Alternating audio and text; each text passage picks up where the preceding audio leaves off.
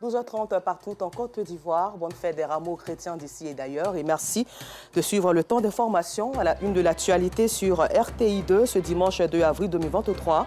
Les chrétiens célèbrent le dimanche des rameaux associé selon la Bible à l'entrée triomphale de Jésus-Christ à Dodane dans Jérusalem.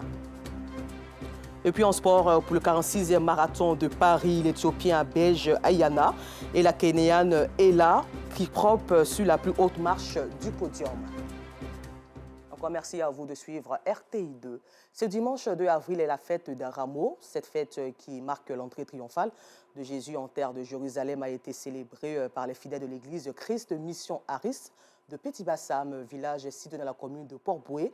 Procession, louanges et prédications étaient au cœur de cette célébration à laquelle Non Sangaré et Ami Koulibaly ont participé.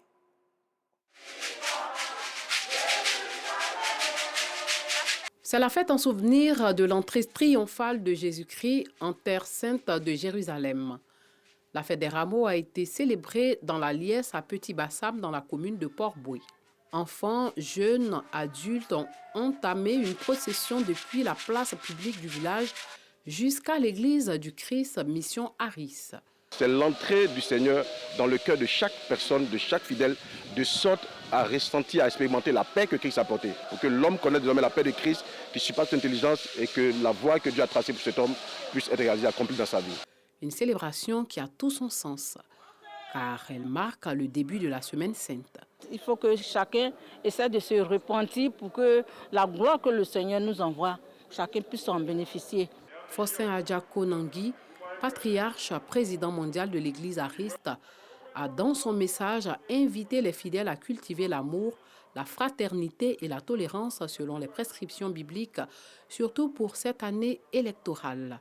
En notre qualité de communauté de foi, notre rôle est d'intercéder. Nous sommes en année électorale, c'est un moment important pour notre nation. Il n'y a pas d'alternative, il faut faire la paix.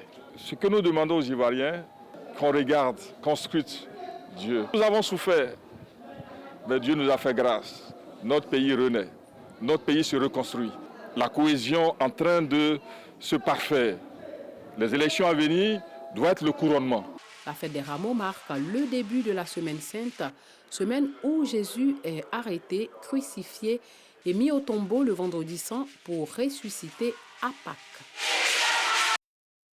Et toujours en religion, cette fois-ci, les fidèles musulmans ont entamé le mois du jeûne depuis le jeudi 23 mars 2023. Ce mois de pénitence n'est pas du tout facile pour certains travailleurs qui exercent des métiers éprouvants. Pour s'accommoder donc au mois du jeûne, certains aménagent leur horaire de travail, tandis que d'autres réduisent carrément leur charge de travail.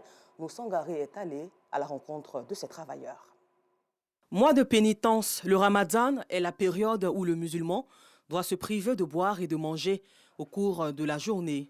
Une privation pas facile pour certains travailleurs qui exercent des métiers éprouvants.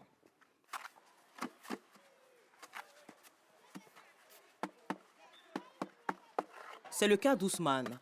Bien qu'étant jeune, sous ce soleil, lui et ses amis doivent concevoir 600 briques pour un particulier. Vraiment, ça nous fatigue. On était 4, mais hier, la quatrième, lui, dit vraiment, il ne pourra plus. Lui, il est arrêté. Pour le moment, il faut que Karim va finir, sinon il ne peut pas. Mais comme lui, il est célibataire, il a un peu moins de problèmes. Mais nous, là, on paie une maison, il y a 2 enfants, donc vraiment, ce n'est pas facile. Donc, on souffre, mais on fait comment? Tant que ce n'est pas fini, il n'y a pas rien. Dès qu'on commence là, tant que ce n'est pas fini, tu ne peux même pas t'asseoir un peu. Pour s'accommoder au mois de jeûne, ils ont dû aménager leurs horaires de travail. C'est un travail, ce n'est pas facile. Le mois de Ramadan, on commence à 6 h, souvent on descend à 13 h, 14 h. Maintenant, si ce n'est pas Ramadan, bon, on peut descendre à 16 h, 15 h, souvent même 17 h. Comme ces fabricants de briques, ils sont nombreux à exercer des métiers qui nécessitent de bonnes conditions physiques. Siaka Kone est un fabricant de fourneaux, un métier aussi difficile que la maçonnerie. Il s'active à découper ses métaux, les bas, avant de passer à la soudure. Un métier qui demande beaucoup d'énergie. Pour allier jeûne et boulot, Siaka a une astuce, réduire la charge du travail. Si c'est carrément là, on fait ça un peu. On ne peut pas faire beaucoup de travail. Mais si ce n'est pas carrément là, on fait travailler fort, mais on ne peut pas faire ça à l'air là. C'est pour problème de l'eau, voilà. On ne peut pas faire beaucoup à cause de l'eau là. Et si j'ai mangé là, il n'y a pas de problème. Je peux couper 20 pour dresser, pour souder aussi, je peux faire 20 par jour. Avant Karoum là, mais pour maintenant là, peut-être 10 ou bien 12, je peux faire ça pour couper, pour souder. S'il est vrai qu'accomplir ces métiers pénibles, jeûner, s'avère difficile, cela n'entache en rien le courage et la volonté de ces travailleurs musulmans. Le 4e pilier de l'islam, ils entendent l'observer jusqu'au bout. Et puis la Côte d'Ivoire est belle, paisible, regorge assez d'endroits touristiques dans la commune de Yopougon. On retrouve des coins chauds, féeriques et reposants. Ces types de lieux sont à Niangon, précisément à Zito Palace. Les hommes d'affaires, les couples et les familles y prennent du bon temps. Nos reporters Théodore Zouzou, Justin Kwasi et Maïssa Kogay sont allés à la découverte de ces sites qui participent au développement du tourisme local. Il est 11h à Yopougon, quartier Niangon, ce vendredi. Ce lieu de détente aux abords de la lagune présente un cadre enchanteur, idéal pour le repos et les loisirs. À cette heure, l'endroit est presque vide. En attendant les visiteurs, on s'active à placer chaises et tables, mais aussi à assainir et replacer les nappes. Dans la cuisine, l'équipe de Marie-Laure est déjà à la tâche pour concocter les différents mets agréables aux papilles. Un véritable atout pour elle. On a presque tout au menu. On a la soupe du pêcheur, la marmite du chasseur, les lapins en sauté, en braisé, en kédinou. La même chose pour le poisson et on a les différents types de poissons. Ici, c'est la qualité de la nourriture. Ces cordons bleus ne sont sortis d'aucune école d'hôtellerie. Depuis Azito, j'ai appris ça, à faire la soupe du pêcheur. Les toboggans prévus pour occuper les tout-petits sont déjà soumis à rude épreuve par cet enfant qui se laisse aller au jeu. Il donne libre cours à son plaisir. Pendant ce temps, les premières personnes font leur entrée. J'ai décidé avec ma camarade de venir prendre un pot ici. On a jugé ensemble que le cadre était vraiment agréable. C'est pourquoi on est venu ici. Le charme et le calme de ce cadre féerique, pratiquement sur pilotis, permettent de mieux profiter du vent frais lagunaire. Les amoureux, les amis, hommes d'affaires et ceux qui attendent le bateau prennent plaisir. Même décor chez le voisin, sous les palmiers et cocotiers. Ici, les poissons piqués mettant l'eau à la bouche accueillent tout visiteur. Des invités à un déjeuner après un mariage commencent déjà à saliver dans l'attente de l'arrivée du couple hôte. Le cadre est magnifique et puis on est loin des nuisances sonores et tout ça. Donc c'est vraiment le cadre approprié pour célébrer un mariage. On a fait une commande spéciale vu que c'est notre mariage. Donc on a prévu des plats qu'ils n'ont pas l'habitude de faire. Des grillades, voilà. Les premiers plats sortent enfin de la cuisine, puis sont servis aux clients. Des plats de la gastronomie africaine avec une touche particulière de l'établissement. J'aime bien la marmite du pêcheur. Le service est vraiment bon. Dans la nourriture, il n'y a rien à dire. Le patron des lieux veille au grain. Et quand le service n'est pas bon, il fait retourner le serveur à la cuisine comme ce garçon. Les ingrédients étaient plus que la sauce. Et la tchéké aussi était plus que la sauce. Donc il fallait que je rajoute un peu la sauce dessus pour que les clients soient à l'aise. Le premier atout de cet autre espace est l'originalité des mets accessibles à toutes les bourses. La meilleure politique du commerce, c'est le bouche à oreille.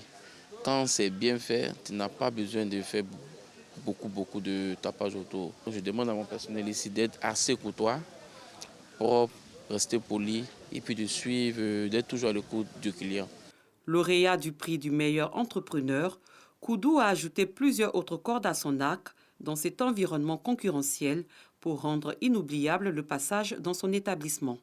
Nous avons des chambres d'hôtel, nous avons une capacité de 10 chambres, tout autonome, des lits de 3 places, pour peut-être le client qui veut venir en week-end. La fréquentation de ces lieux donne naissance à plusieurs autres activités, telles que le commerce de pain sucré, de fruits et la gestion de parking. Comme ici, c'est la gare, il y a les maquis à l'environ. C'est ça, j'ai choisi le coin pour m'installer ici. Les jours ouvrables, ça marche, mais les week-ends, ça marche plus. Quand un gars, sous la patame, c'est 500. En plein air, c'est 300. Voilà, donc il y a d'autres qui font, quand ils disent bon, on n'a pas la monnaie, bon, on est obligé de les laisser partir. Souvent, on peut s'en sortir au moins 30 000, 35 000. Un quai existe en ce lieu pour ceux qui vont à Treichville ou en reviennent. mais également les travailleurs sur les bateaux à proximité. Non, je travaille juste derrière là, sur les grands bateaux là. Donc c'est pour juste traverser puis aller. Une pinasse affrétée par cet établissement permet aux clients d'aller à l'île Boulet de l'autre côté de la rive. Le charme naturel de ce site est plus perceptible. Ici, au cours de la traversée d'une distance de près d'1 kilomètre, Kofi nous parle de son désir de découvrir cet endroit. Comme c'est la première fois, je veux découvrir ce qui est de l'autre côté de la rive. C'est juste par curiosité. Anno est propriétaire de l'espace. Il a créé ce site pour répondre à un besoin, celui de permettre aux visiteurs de vivre le naturel. Et pour sa fréquentation, Anno a misé sur la stratégie marketing. Quand on avait commencé, c'était un prix dérisoire de 1000 francs, mais avec le carburant qui est en augmentation, on est passé à 1500 avec une collation. Donc c'est comme le transport aller-retour dans le bateau est 1000 francs par personne, puisque les 500 francs sont reconvertis en boissons qu'on offre sur le site à l'arrivée. Nous sommes à l'île Boulet. C'est une plage apprêtée pour le week-end qui nous accueille. Des cocotiers et de gros arbres ombragés attendent Kofi, plutôt curieux. Quand on est ici, vraiment, on s'oublie un peu. On croit être dans un autre pays, mais c'est chez nous. J'invite tous les Ivoiriens à venir vraiment visiter ce coin, au lieu d'aller ailleurs. Des toboggans et un espace vert sont visibles, bien d'autres infrastructures aussi. Ici, nous avons à peu près tout ce qu'il faut pour pouvoir passer un beau week-end en tout cas. Nous avons un terrain de foot pour les matchs des galas et autres. Nous avons une piscine. Enfants comme grandes personnes pour se divertir. Et puis nous avons des bungalows où vous pouvez vous reposer. Ces filles sont des élèves. Elles ont traversé la lagune pour profiter du beau temps ici. Elles sont venues se baigner dans la piscine. On habite à Zito. On traverse pour venir s'amuser un peu parce que ici, tu vois, c'est un peu chic façon. Donc il y a bungee, tu viens, tu t'amuses, tu oublies un peu tes soucis. Autrefois, ce site était plus attrayant et recevait du monde. L'orage du Covid a laissé ses marques depuis 2019. Anno se débat pour maintenir son investissement et continue de faire plaisir aux amoureux de la nature. On a commencé progressivement à aménager. Mais ce qui serait souhaitable, s'il y a de bonnes volontés, il y a des gens qui veulent venir dans l'appui, on est intéressé par ces offres-là. La commune de Yopougon renferme divers espaces pour le développement du tourisme local. Les promoteurs n'attendent qu'un coup de pouce pour rendre ces sites plus attractifs pour le bonheur des populations. Hier était le 1er avril avec Justin Kouassi et Ami Koulibaly. Retour sur le reportage portant sur la blague et le poisson d'avril. 1er avril 2023. Il est un peu plus de 15 heures quand Karidiatou Dolo, vendeuse de beignets, reçoit la visite de notre équipe de reportage. Nous, on vient, c'est la télé, on dit que ce que vous faites là, c'est pas bien, mais vous continuez quand même. Ils n'ont qu'à venir ramasser. Ils arrivent là. Donc, vous dites rien?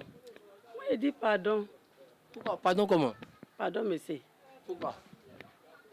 Comme on s'est débrouillé à ça, là, ça cause ça, pardon, monsieur ne travaille pas. Donc vous n'avez plus fait, non? Dans Carême, là. C'est ça, on s'est débrouillé à ça. Dans Carême, seulement, moi, il fait. Si ce n'est pas Carême, là, il ne fait pas. Ça, dans Carême, seulement, il fait. C'est bon, c'est un poisson d'avril. Un poisson d'avril que Karidiatou et ses filles n'ont certainement pas vu venir. Tu as eu peur? J'ai eu peur. Commencement, je pense que c'est amusement. Mais tu m'as fait là. Ça cause ça est coupé, tu fais tout. Non, je pense que c'était sérieux. C'est comme ça, pour rentrer dans la maison. Jules Fallet, lui, se souvient de la pire blague de son frère aîné un 1er avril. C'est son ami qui m'a appelé. Et il me dit non, qu'ils ont attrapé mon grand frère et qu'ils l'ont mis en prison. Il a dit, ah, ils l'ont mis en prison. Bon, moi j'ai cru un peu. J'ai cru, comme c'est qu'elle-même ne reste pas trop en place là, elle est tout le temps dans les jeux des gens, ça a coupé mon cœur. Et après, jusqu'à dans la soirée par là, lui-même nous appelle pour dire non, qu'ils l'ont libéré, que c'était un poisson d'avril, un truc comme ça. Les poissons d'avril, les couples en savent aussi quelque chose. On m'a quoi? Des poissons d'avril. C'est peut-être que c'était un poisson d'avril, mais c'était vrai à la fin. J'ai pleuré un peu, mais bon, ça va maintenant. Je me suis ressaisi. En avril, elle me dit que non, que genre bébé, je ne suis plus avec mon sugar daddy et puis je ne suis plus avec mon petit pompier. Moi, je suis content, je suis fort en paillettes, moi, je suis fort en esprit maintenant. Là, le 15 avril, là-bas, elle vient me voir, elle dit que vraiment désolé, mais que ce que je t'ai dit le 1er avril, c'était un poisson d'avril. Selon Dieudonné Soro, les blagues renforcent les liens de fraternité. C'est pas une mauvaise chose en fait, le poisson d'avril. Puisque l'objectif même là, c'est juste d'amuser la galerie. Si le 1er avril marque la journée internationale de la blague, force est de constater qu'en Côte d'Ivoire, les blagues, c'est bien souvent tout le mois d'avril. Bon, on attend un peu, parce que c'est pour moi, on sait déjà que tu as fait ça. On attend un peu vers le 20, là tout le monde oublie, là quand tu fais ça pique. Aujourd'hui, les produits laitiers et fruits de mer sont vendus moitié prix dans tous les supermarchés de Côte d'Ivoire. Vous venez de vous faire avoir. C'est un poisson d'avril. Et puis, hors de chez nous en sport, pour le 46e marathon de Paris, l'Éthiopien ABG Ayana et la Kenyane Ella Klishop sur la plus haute marche du podium. Encore merci à vous, Alassandra Boparguin, pour vos services ce soir sur RTI2, la chaîne la plus proche des populations.